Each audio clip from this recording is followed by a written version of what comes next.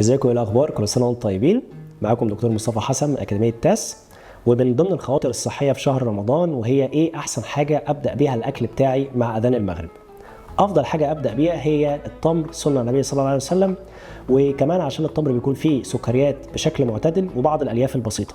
ومعاه كوبايه الميه بتاعتي، وكمان لازم يكون فيه طبق سلطه خضراء كبير. طب اشمعنى طبق السلطه؟ لان الالياف الكتير اللي موجوده في السلطه هتنظم دخول السكر في الدم، فما تحسش بالدوخه والارهاق اللي انت بتحسهم بعد الوجبه. وبعد كده بعد الاذان بحوالي ربع ساعه تقدر تبدا الوجبه بتاعتك المحتويه على كميات من النشويات والبروتين وطبق الخضار بتاعك، عشان تقدر تقضي رمضان بشكل صحي وتستمتع بيه. ده كده بشكل عام للناس بشكل عام في رمضان مفيش اي مشكله.